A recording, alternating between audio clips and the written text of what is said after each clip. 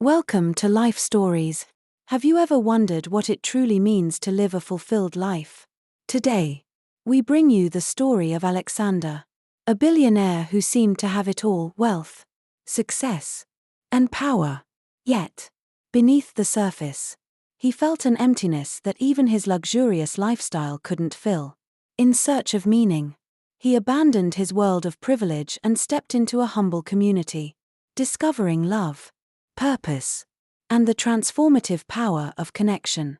Don't forget to subscribe to Life Stories to begin this heartfelt journey. Let's start today's story. Liam Prescott was a name whispered with reverence in boardrooms and media circles alike. A self-made billionaire, he was the architect of a sprawling empire spanning continents. At just 38, he was the man who seemingly had it all: luxury penthouses in global capitals, accolades from world leaders, and an endless sea of admirers. Yet, standing alone in his Manhattan penthouse, overlooking the dazzling skyline that many would trade their lives to experience, Liam felt nothing. The silence of the room was oppressive, punctuated only by the faint hum of central air conditioning. The penthouse was a masterpiece of modern design, minimalist decor, priceless art, and the finest technology money could buy. Yet, to Liam, it felt like a cold museum, curated to impress strangers rather than bring comfort to its owner. He swirled the amber liquid in his glass, a scotch older than many of his employees, and took a long sip, hoping for a spark, a distraction. The burn was fleeting, and the hollowness crept back, gnawing at his insides. His assistant's reminders about the evening's charity gala blinked incessantly on his phone. Another night of forced smiles and shallow conversations about stock prices and mergers awaited him. The thought made his chest tighten. He loosened his tie, his reflection in the mirror catching his eye. He saw a man who looked every bit the part: dark hair perfectly styled, sharp jawline, piercing blue eyes. Yet, there was something missing. "Who are you?" he whispered to his reflection, his voice echoing softly in the cavernous room. The accolades lining the walls of his home office only mocked him. The framed magazines declaring him a genius, the plaques commemorating his entrepreneurial triumphs, they felt like relics of another life. His fingers brushed a photo on his desk. It was one of the few personal items in the room. A younger Liam stood between his parents at his college graduation. His father's hand rested proudly on his shoulder, and his mother's beaming smile seemed to light up the photo. They had both passed away in a tragic car accident not long after that day. Their absence left a void in Liam's life that success had never managed to fill. What would they think of him now? Would they see through the polished exterior to the man who felt more lost with every passing day? The weight of these questions was unbearable. When his assistant's text buzzed again, Liam made a decision. Cancelling his evening plans, he typed a quick reply and turned off his phone. The quiet liberation that followed was unfamiliar but intoxicating. For the first time in years, there was no schedule, no obligation, no one demanding his time or attention. Standing by the floor-to-ceiling windows, he gazed down at the streets below. People moved with purpose, parents holding their children's hands, delivery workers navigating the rush, couples laughing as they strolled.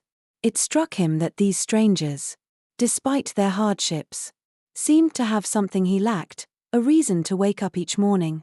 A wild idea formed in his mind. What if he left all of this behind? Just for a while. What if he could experience life as one of those people down there, untethered from wealth and expectation? His heart raced at the thought, a mixture of fear and exhilaration. Without overthinking it, Liam packed a simple backpack, some cash, basic clothes, and the framed photo of his parents. He swapped his tailored suit for jeans, a plain t-shirt, and a hoodie, then stepped into the private elevator. When the elevator doors opened in the garage, Michael, his longtime driver, greeted him with a puzzled look. "Good evening, Mr. Prescott. The limousine is ready. Should I take you to the gala?" "No, Michael," Liam said. A small, genuine smile forming on his lips. "Tonight. I need you to take me somewhere different. Somewhere real." Michael raised an eyebrow but complied, his professionalism unshaken. "Where would you like to go, sir?" Liam hesitated, realizing he hadn't thought that far ahead. "Where do you live, Michael?" "Maplewood, sir." Michael replied cautiously. "It's not fancy, but it's home." "Perfect. Take me there," Liam said. The drive across the bridge felt like a journey into another world. The glittering skyscrapers of Manhattan gave way to modest streets lined with small businesses, colorful murals, and bustling activity. Maplewood was alive in a way Liam hadn't experienced in years. The aroma of fresh bread and street food filled the air. Children played on sidewalks while neighbors exchanged greetings. When they stopped in front of a cozy cafe, Liam stepped out, his heart pounding. "I'll call you when I need a ride, Michael. But for now, let's keep this between us." Michael hesitated, then nodded. "Be safe, sir. Whatever you're looking for, I hope you find it." Liam wandered the streets of Maplewood, blending into the crowd with surprising ease. The anonymity was liberating. He wasn't Liam Prescott, the billionaire CEO. He was just Liam, a man trying to find meaning in the simple rhythms of everyday life. His exploration led him to a small community library. The warm light spilling from its windows and the laughter of children drew him in. A banner above the door read, "Family Reading Night, all are welcome." Stepping inside, Liam was enveloped by the comforting scent of books and the hum of conversation. Families gathered in small groups, sharing stories and laughter. At the center of it all was a woman who seemed to radiate energy and warmth. Her brown curls were loosely pinned back, and her hazel eyes sparkled as she greeted each person with genuine enthusiasm. "Welcome to Family Reading Night," she called out. Liam hesitated but felt an inexplicable pull toward her. When their eyes met, she smiled warmly. "Hi there. I don't think I've seen you here before." "I'm Liam," he said, keeping his introduction simple. "I just moved to the area." "Well, Liam, you've come to the right place. I'm Grace, the librarian here." Her voice was kind, and her presence was grounding.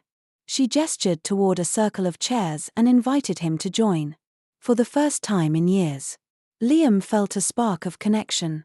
As he listened to the stories shared that night, raw, heartfelt tales of love, resilience, and dreams, something inside him began to shift. Grace's passion for her work was undeniable. She introduced each story with a warmth and sincerity that made everyone feel seen and valued. Watching her, Liam realized he hadn't felt this kind of admiration for anyone in years. As the evening drew to a close, Grace caught him lingering near the door. "Did you enjoy yourself?" "More than I expected," Liam admitted. "This place is special." Grace's smile widened. "It's the people who make it that way." Walking back to his modest hotel that night, Liam felt a strange yet welcome sense of purpose. For years, he had chased success, believing it would fill the void inside him. But here, in this unassuming neighborhood and among its humble inhabitants, he glimpsed something he had been missing, a life of genuine connection and meaning. And so began Liam's journey, not as the billionaire CEO but as a man rediscovering what it meant to truly live.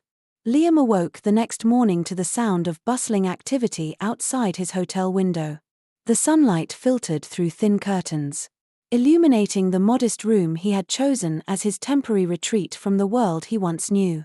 The simplicity of it, no opulent artwork, no sleek technology, felt oddly comforting. It reminded him of the life he might have had things been different. After a quick breakfast at a local cafe where the barista greeted him with a warm, "Good morning, newcomer," Liam decided to visit the library he'd discovered the night before.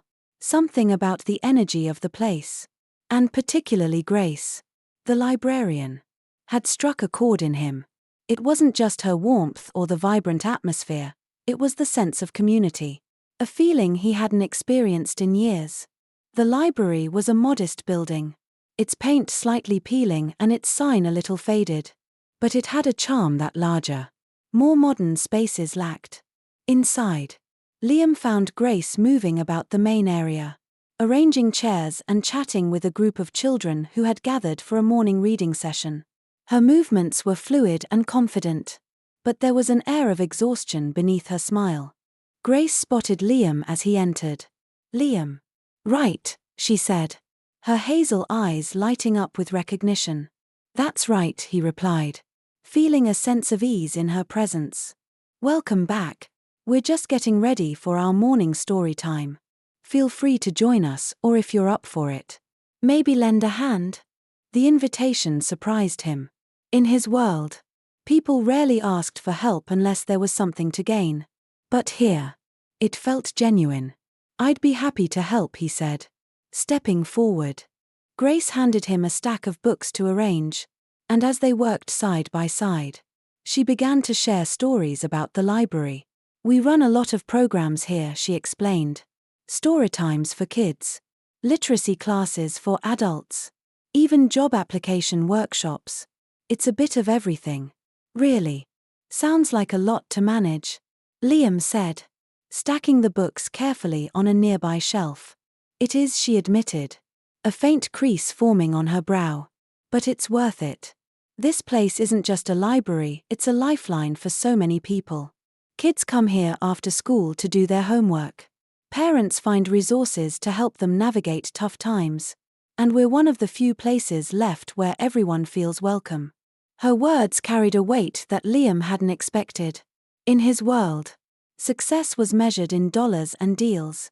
But here it was measured in something far more profound: impact. The morning passed quickly, with Liam assisting wherever he could. He helped a young boy find a book about astronauts and showed an elderly woman how to navigate the internet on one of the library's aging computers. Each interaction, though small, felt significant. He was doing something that mattered, even if it was just helping someone find the right words or navigate a new challenge. During a quiet moment, Grace approached him with 2 cups of coffee. "I thought you could use a break," she said, handing him one. "Thanks," Liam said, taking a seat at a nearby table. "This place, it's incredible. You've built something really special here." Grace smiled, but there was a hint of sadness in her expression. "I can't take all the credit. It's the community that keeps it going.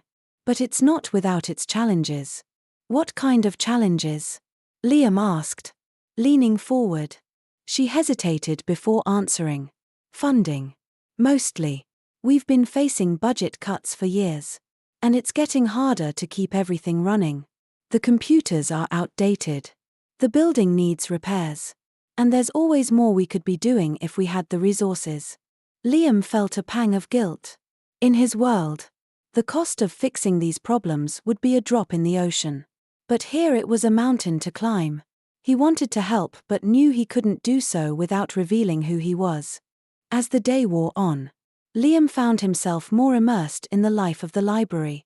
He watched Grace with admiration as she navigated the chaos of the afternoon, moving seamlessly between reading groups, computer tutorials, and one-on-one chats with patrons.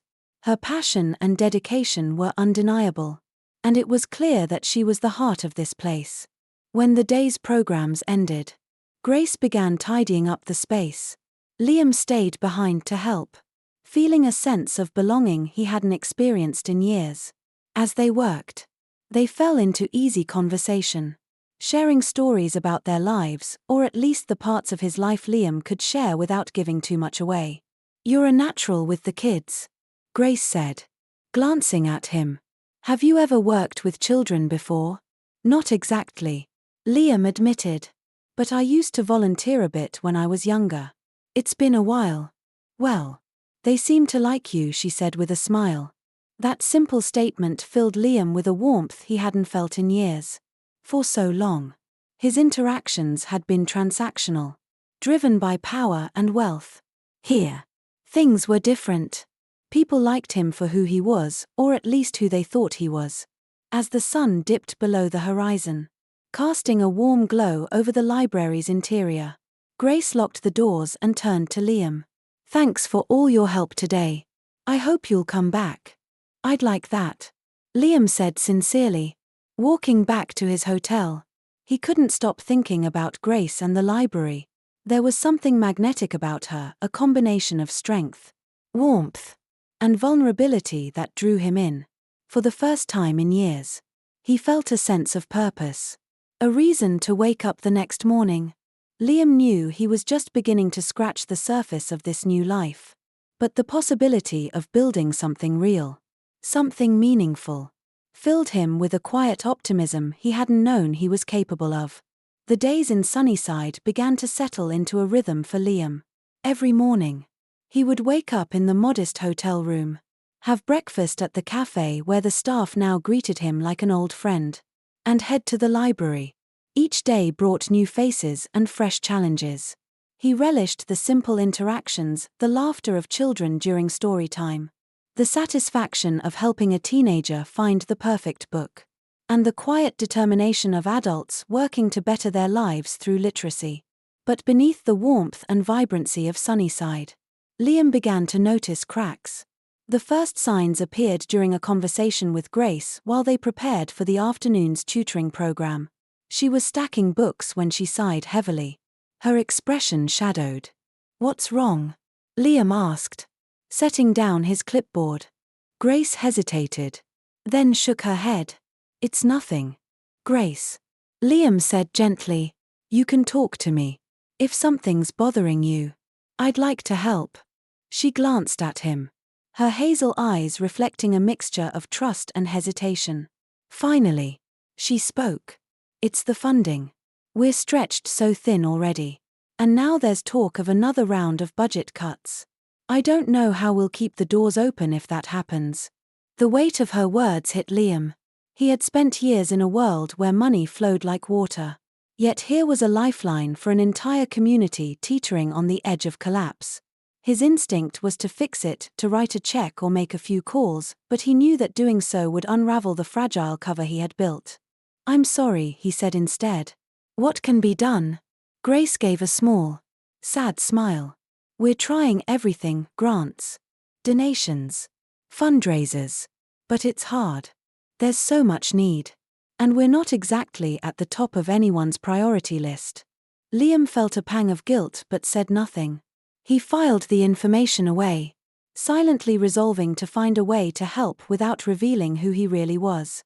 That afternoon, the tension in Grace's life became even more apparent. A young man burst into the library, his face flushed and his eyes wide with worry. Liam recognized him immediately as Miguel, Grace's younger brother, whom she had mentioned in passing during a previous conversation. "Grace," Miguel called, his voice tinged with panic. "It's Mama. Those men came back, they're threatening to take the store." Grace's face went pale. "Miguel, calm down. Start from the beginning." As Miguel explained, Liam listened intently, piecing together the story. Their mother's small convenience store, a staple of the neighborhood, had become the target of loan sharks. Miguel had taken out a loan in a desperate attempt to help the business stay afloat. But now the debt had spiraled out of control. The men were demanding payment, and the consequences for not complying were dire. Grace's voice was calm but firm. "We'll figure this out. Miguel, let's talk to Mama and see what we can do." Miguel looked at her with desperate eyes. "They're not going to wait. Grace. They're serious. We need to pay them. Or they'll."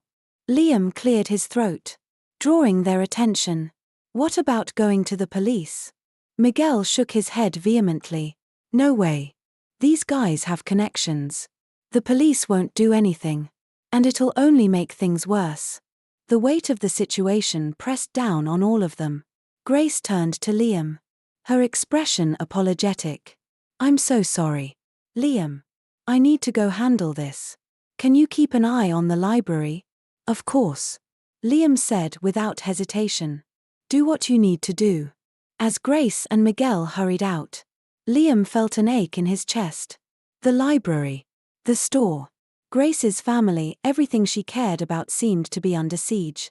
He couldn't shake the feeling that there had to be more he could do. Later that evening, as the library emptied and the last patrons left, Liam sat alone in the quiet space. He thought about Grace's resilience and the strength she displayed despite the mounting challenges. It was inspiring but also deeply troubling. How much more could she bear before the cracks turned into breaks? The sound of the door opening broke his thoughts. Grace walked in, her face weary but composed. She set her bag down and slumped into a chair across from him. "Is everything okay?" Liam asked. She nodded faintly. "For now. Mama's safe. And Miguel's calmed down. But it's complicated. I can only imagine." Liam said softly, "If there's anything I can do." "You're already doing so much." Grace interrupted, giving him a tired smile. "Just being here helps." Her words should have reassured him, but they only deepened his determination. He didn't want to be just another bystander in her life. He wanted to help in a real, tangible way. That night, as Liam walked back to his hotel, his thoughts were consumed by the events of the day. He thought of Grace's unwavering dedication to the library and her family, of the community that relied on her, and of the dangerous men threatening to tear it all apart. Liam knew he had the power to change things. He had the resources, the connections, and the influence to make a difference. But using them meant risking everything: the fragile identity he had created, the genuine relationships he was building, and most of all, the trust of a woman who had come to mean more to him than he could have ever imagined. By the time he reached his hotel, Liam had made a decision. He didn't know how he would do it yet, but he was going to help Grace and her community. Somehow, he would find a way to make things right without losing everything he had found in Sunnyside. The next morning, Liam awoke with a sense of urgency. The events of the previous day lingered heavily in his mind: Miguel's desperate plea, the loan shark's threats, and Grace's weariness as she shouldered yet another burden. For the first time since arriving in Sunnyside, Liam felt the full weight of his dual existence. He was no longer just Liam, the humble volunteer at the library. He was Alexander West, a billionaire with the means to dismantle the web of threats entangling Grace and her community. But revealing that truth came at a cost. As he dressed, his reflection caught his eye. The man staring back at him looked different from the polished CEO he had once been. The tailored suits and immaculate grooming were gone, replaced by simple clothes and an unassuming demeanor. Yet, for all his external transformation, the core of who he was, his ability to solve problems and take decisive action, remained intact. It was time to use that part of himself for good. Liam arrived at the library early, his resolve firm. The morning was quiet, the soft hum of fluorescent lights accompanying the rustling of books as patrons trickled in.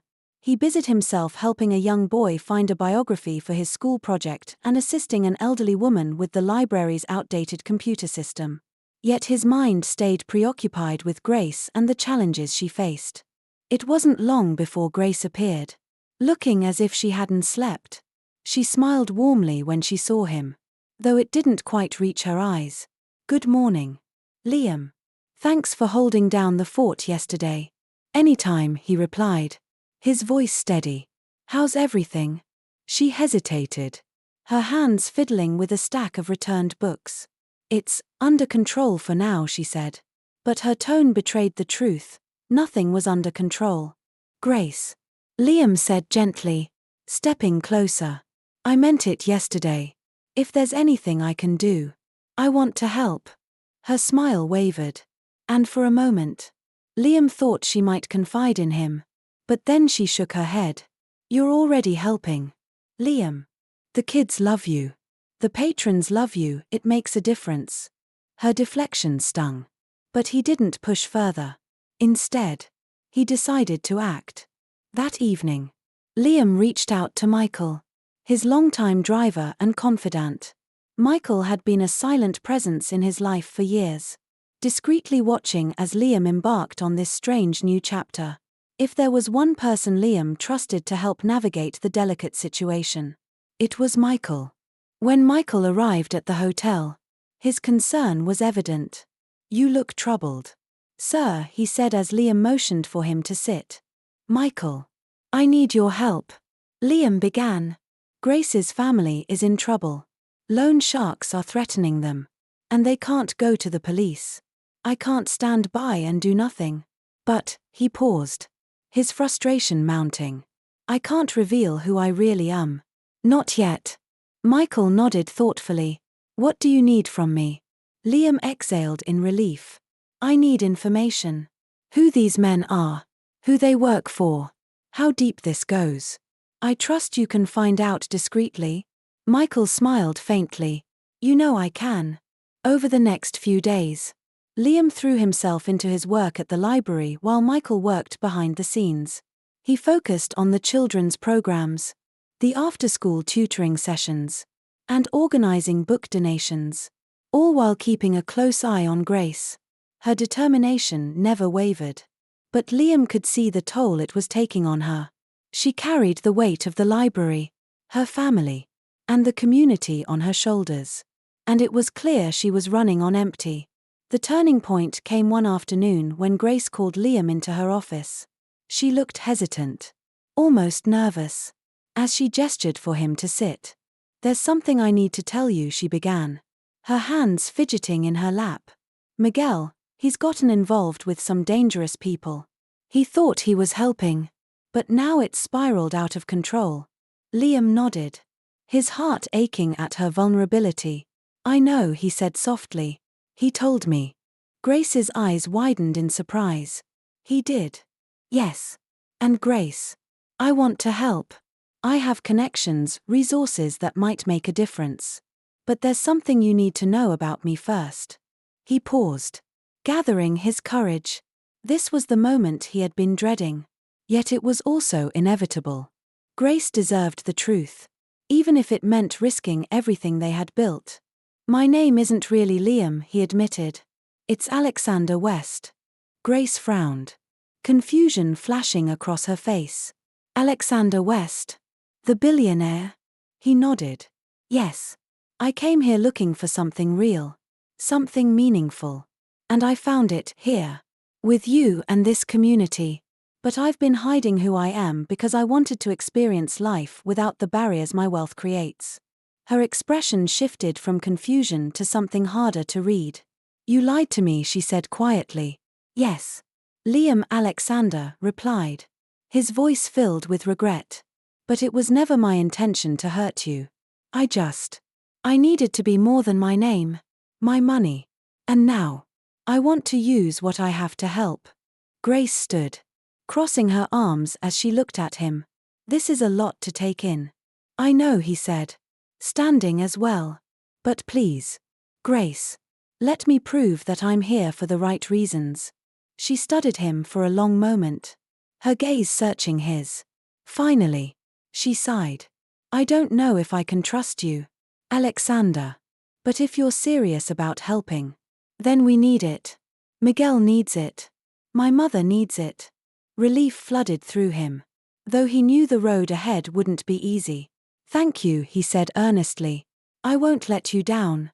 As Grace left the office, Alexander felt the weight of the truth settle over him. The first step had been taken, but the battle to prove his sincerity and to save the library and Grace's family was just beginning. The tension between Alexander and Grace lingered, unspoken but ever present. As they resumed their daily routines at the library, Grace was polite but distant, her once warm smiles now hesitant and fleeting. Alexander couldn't blame her, he had upended her perception of him with the truth about his identity. And trust was not something easily rebuilt.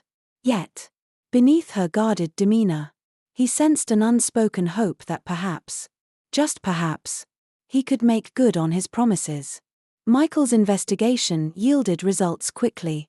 Late one evening, as Alexander returned to his modest hotel room, Michael was waiting for him.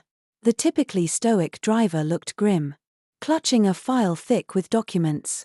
"It's worse than we thought," Michael began as he handed Alexander the file. "The loan sharks Miguel borrowed from are connected to a much larger network. They prey on small communities like Sunnyside, targeting people who don't have access to legal financial options. And they're ruthless. Alexander flipped through the file, his jaw tightening as he read. Names, transactions, and details of intimidation tactics leapt off the pages. The more he learned, the angrier he became. These weren't just criminals, they were predators, feeding off the desperation of honest people like Grace's family. Do they have a headquarters? Alexander asked, his voice cold and measured. Michael nodded. An old warehouse near the riverfront. They operate out of there, but taking direct action could be dangerous. They'll retaliate if they feel threatened. Alexander stared at the file, his mind racing. He couldn't confront these men with force. But perhaps there was another way to dismantle their operation, something more calculated, more effective. The next morning, Alexander arrived at the library determined to discuss his plan with Grace. He found her in the children's area, helping a young boy sound out words in a picture book. She looked up as he approached, her expression guarded. Grace, he began softly, waiting until the boy had wandered off. I've been looking into the situation with Miguel. There's something I need to show you. She hesitated, then nodded. Let's talk in my office.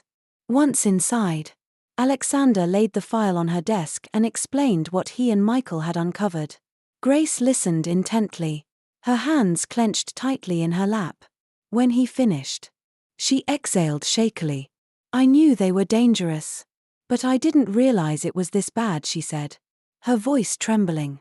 They're exploiting this community, Alexander said, his tone firm. But we can stop them. I have the resources to get law enforcement involved at the right level. People who can take them down without endangering your family. Grace looked at him, her hazel eyes filled with uncertainty. And what about Miguel? If he's tied to this, won't he be implicated? Alexander hesitated. It's a risk, but I can make sure he gets legal representation. Someone who will fight to protect him. The alternative is letting this go on until it tears your family apart. For a long moment, Grace said nothing. Finally, she nodded. Do what you need to do. Just, please, be careful. That evening, Alexander made several calls to trusted contacts in law enforcement, explaining the situation and providing the evidence Michael had gathered. The response was swift and decisive. Within days, the warehouse was raided, and the loan sharks were arrested. Miguel, while implicated, was treated leniently due to his cooperation and lack of a criminal record. It was a hard lesson for him, but one he took to heart. The relief in Grace's face when the ordeal was over was palpable. For the first time in weeks, she allowed herself to smile, truly smile, and the sight filled Alexander with a sense of purpose he hadn't felt in years. Thank you, she said one evening as they closed the library together. Not just for what you did for my family, but for this community. You didn't have to do any of it. And yet you did. Alexander shook his head. I did it because I care, Grace. About you. About this place. You've shown me what it means to belong to something bigger than myself. Her smile softened. And for the first time since his revelation, she looked at him without hesitation. Maybe I misjudged you, Alexander, she admitted. You're not just a billionaire playing at being ordinary. You're someone who genuinely wants to make a difference. They stood in the quiet of the library, the hum of the fluorescent lights the only sound. Alexander felt the weight of her words settle over him, filling the hollow spaces he had carried for so long. You've given me a purpose, Grace, he said, his voice low but steady, and I'm not going anywhere. As the days passed, Alexander began to feel a shift, not just in his relationship with Grace, but in his place within the community. The library, once a symbol of struggle and uncertainty, was now a beacon of resilience and hope. He worked tirelessly alongside Grace, securing grants, organizing fundraisers, and connecting the library with resources it had never had access to before. Grace, too, began to open up. sharing stories of her childhood, her dreams for the library, and her fears for its future. Their conversations grew longer, their shared laughter more frequent. The barriers between them, once so insurmountable, began to crumble. One evening, as they sat on the library steps after a particularly successful fundraiser, Grace turned to Alexander, her expression thoughtful. "You know," she said, "I never thought I'd say this. But I'm glad you came to Sunnyside. You've made a difference." Alexander. He smiled, his heart swelling with gratitude. "And I'm glad I found my way here. Grace. This place, it's become home." For the first time in years, Alexander felt like he truly belonged. Not as a billionaire or a CEO, but as a man who had finally discovered the power of community, connection, and love. The weeks following the dismantling of the loan shark operation brought a renewed sense of hope to Sunnyside. The library, once on the brink of closure, had become a hub of activity and possibility. Donations began pouring in from anonymous benefactors, though Grace suspected Alexander had a hand in it. He neither confirmed nor denied it. New books lined the shelves. The outdated computers were replaced, and repairs were made to the building, making it a welcoming space for all. For Alexander, the transformation of the library symbolized more than just a physical renewal, it was a rebirth of purpose in his life. He found joy in the little things, helping children with their homework, discussing novels with local book clubs, and collaborating with Grace to plan community events. The library had become his sanctuary, a place where his contributions were not measured in dollar signs but in smiles and gratitude. Grace, too, seemed to be thriving. The weight she had carried for so long, the constant struggle to keep the library afloat and protect her family, had lifted.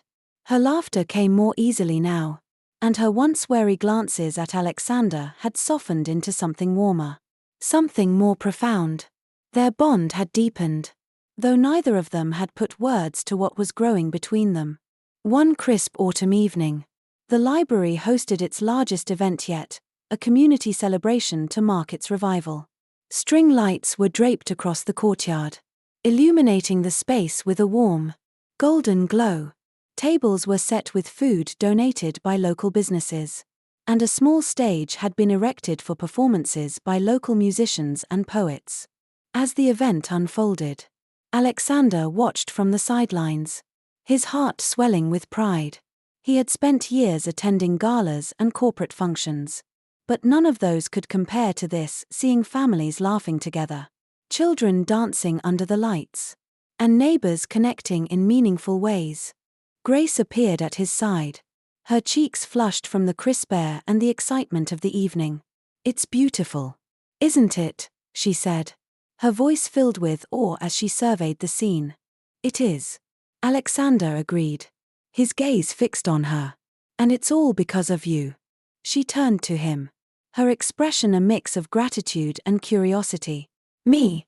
This wouldn't have been possible without you, Alexander. You've done so much for this community." He shook his head. "I've only followed your lead. You're the heart of this place, Grace. The one who inspires people, who brings them together.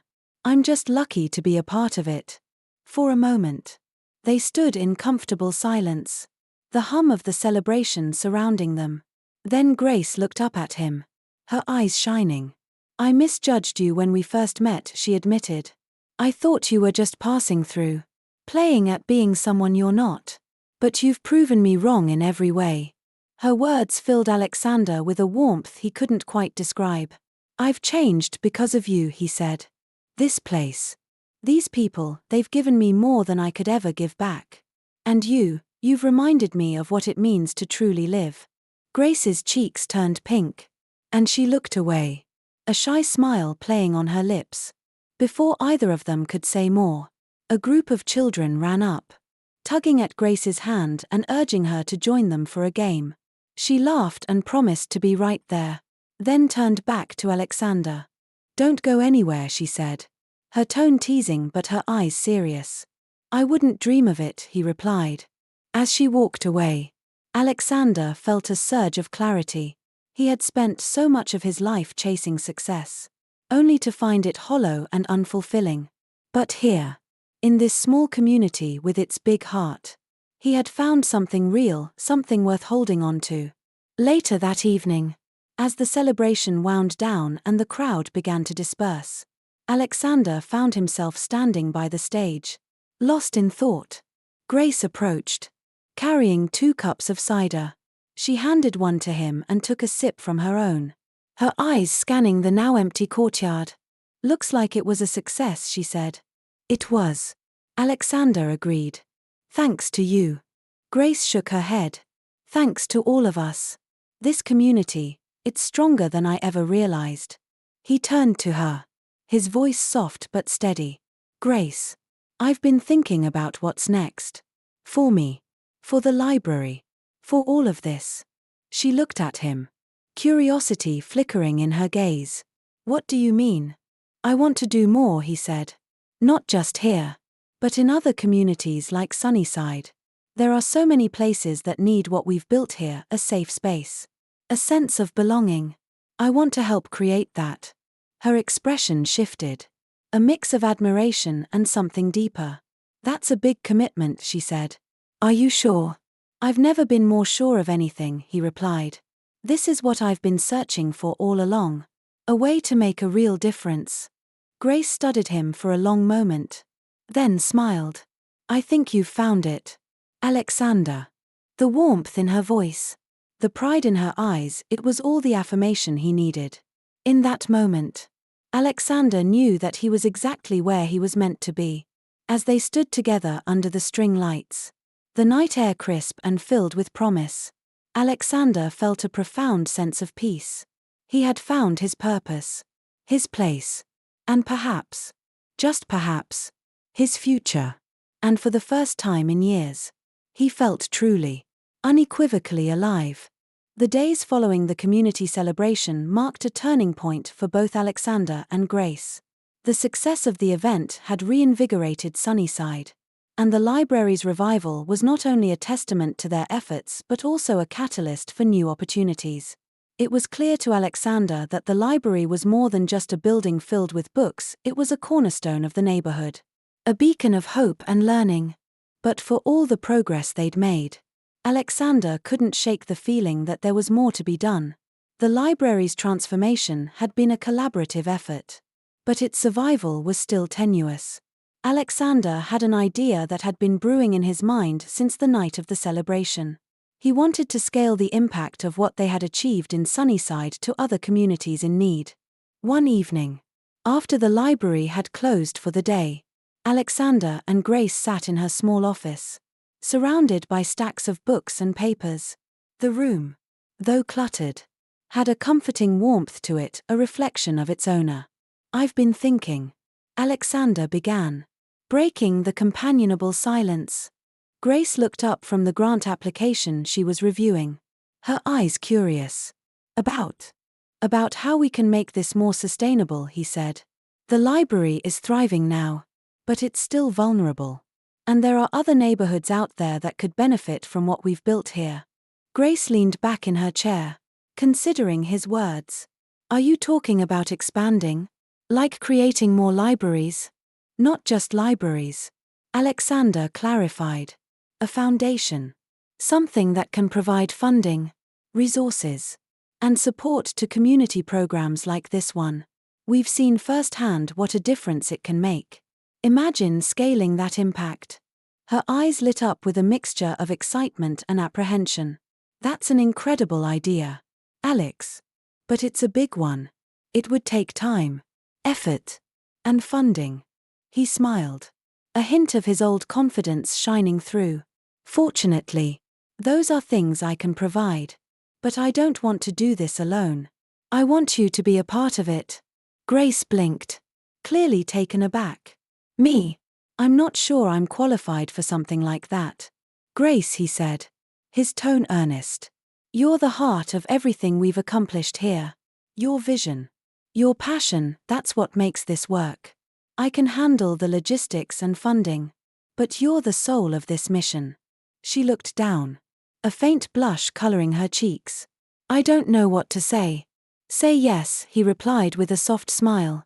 We can start small, build a team, and expand gradually. I'm not in a rush, I just want to do this right. Grace hesitated, her fingers tracing the edge of her desk. Finally, she nodded. Okay, let's do it. The next few weeks were a whirlwind of planning and organizing. Alexander used his connections to secure initial funding for the foundation, while Grace began outlining the programs they wanted to support. They named the initiative the Bright Futures Foundation, a nod to the hopeful impact they envisioned. As they worked side by side, their bond deepened. Grace marveled at Alexander's ability to balance the meticulous details of the foundation's launch with his hands-on involvement at the library. He was no longer the enigmatic stranger who had appeared in Sunnyside, he was a partner, a friend, and perhaps something more. For Alexander, Grace was a grounding force. Her unwavering dedication and compassion inspired him, reminding him why he had chosen to leave his old life behind. He found himself looking forward to their late-night brainstorming sessions and the quiet moments they shared over cups of coffee. One evening, as they wrapped up another long day of planning, Alexander found himself watching Grace as she reviewed a proposal. The soft glow of the desk lamp illuminated her face, highlighting the determination in her expression. You're staring, she said without looking up, a small smile playing on her lips. Guilty, he admitted, leaning back in his chair. I was just thinking how incredible you are. She finally looked up, her smile turning shy. I could say the same about you. You know, none of this would be happening without you. It wouldn't be happening without us, he corrected. We make a good team. Her gaze softened, and for a moment, the weight of their responsibilities faded, leaving only the connection between them. We do, she agreed. As the weeks turned into months, the Bright Futures Foundation began to take shape. They hired a small but dedicated team, established partnerships with local organizations, and identified communities in need. The foundation's work extended beyond libraries, encompassing after-school programs, adult education, and community centers. But amidst the progress and excitement, Alexander and Grace faced new challenges. Gentrification threatened Sunnyside, as the neighborhood's revitalization attracted outside interest. Balancing the community's growth with its preservation became a delicate task, one that required both diplomacy and resolve. Through it all, Alexander and Grace leaned on each other. Their shared vision and growing affection provided a source of strength. Even in the face of setbacks, they learned to navigate disagreements with respect, celebrating their victories and finding solace in each other during difficult moments. One evening, after a particularly long day, Alexander and Grace found themselves alone in the library. The quiet hum of the space felt almost sacred, a reminder of how far they had come. I've been thinking about something, Alexander said, breaking the comfortable silence. Grace looked up from the stack of books she was organizing, her eyes curious. What's that? I want to make this official, he said, his voice steady. Not just the foundation, but us. Her expression softened, a hint of vulnerability flickering in her eyes. Are you sure? This is a big step. I've never been more sure of anything, he replied. Grace, you've shown me what it means to live a life with purpose. I don't want to face any of this without you by my side. She smiled, a mixture of happiness and relief lighting up her face. Then yes, let's make it official. As they stood there, surrounded by the quiet strength of the library they had saved, Alexander and Grace took the first steps toward a future that was no longer just about survival but about building something lasting together. The years that followed saw the Bright Futures Foundation grow into a nationwide initiative. What began as a small effort in Sunnyside blossomed into a movement that revitalized communities across the country. Libraries became hubs for learning, creativity, and connection, while community centers provided safe spaces for individuals to come together and thrive. Alexander and Grace poured their hearts into the foundation, their shared purpose deepening their bond.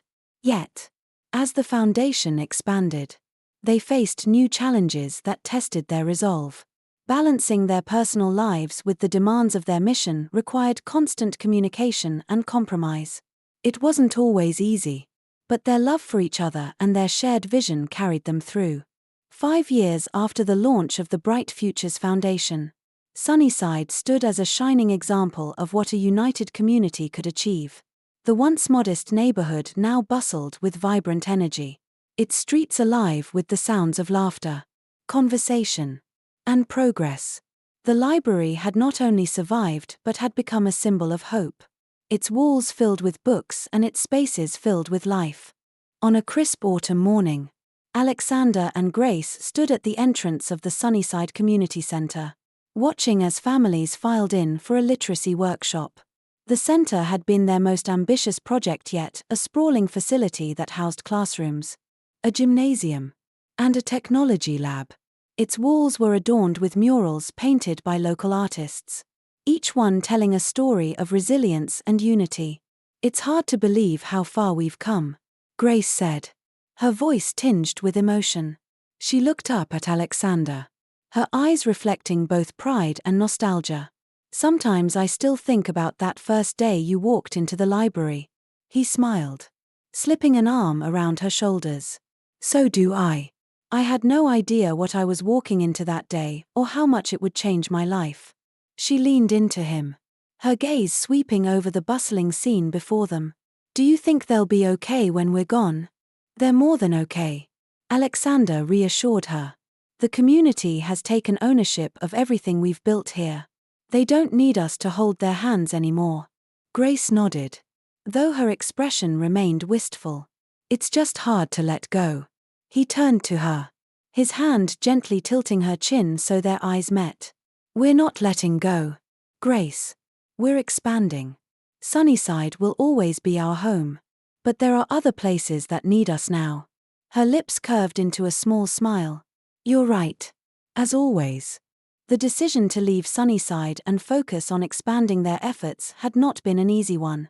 It had taken months of careful planning, countless discussions with their team, and heartfelt conversations with the community. But Alexander and Grace knew that their mission couldn't stop here. They had a responsibility to bring the same hope and opportunity to other neighborhoods.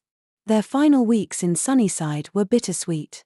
The community honored their contributions with a farewell celebration that brought together everyone whose lives they had touched. Stories were shared, laughter echoed, and tears were shed as neighbors expressed their gratitude. During the event, Alexander found himself standing before a group of children who had grown up with the library as a cornerstone of their lives.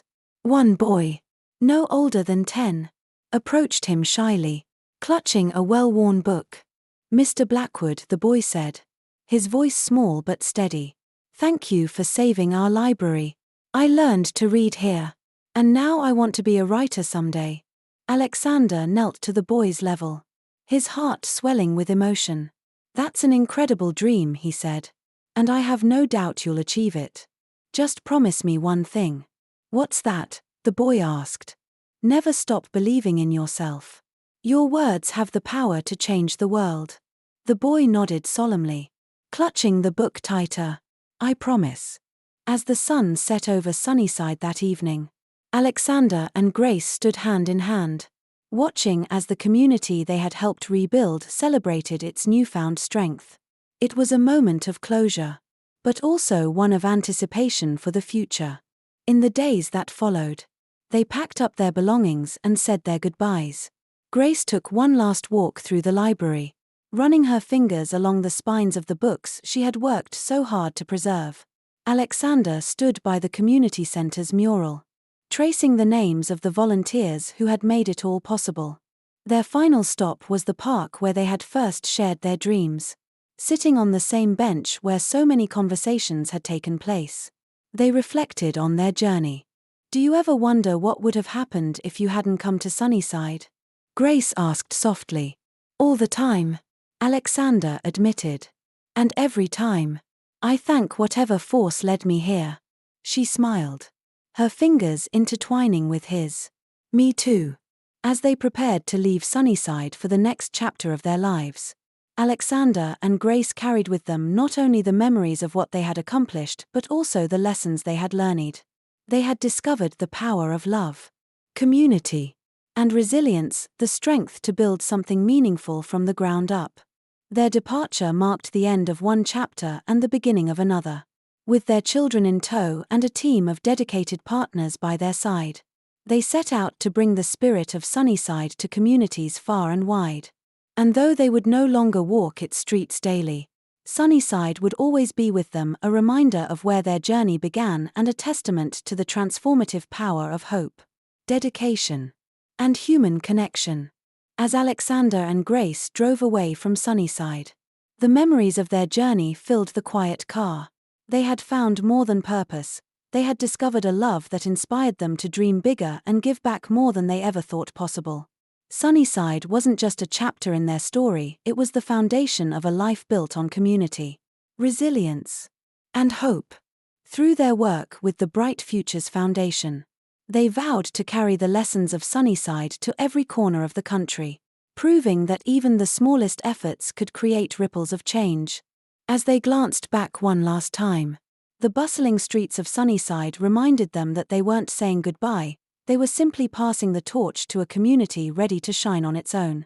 Thank you for joining us on this journey. Don't forget to subscribe to Life Stories for more inspiring tales of love, growth, and resilience.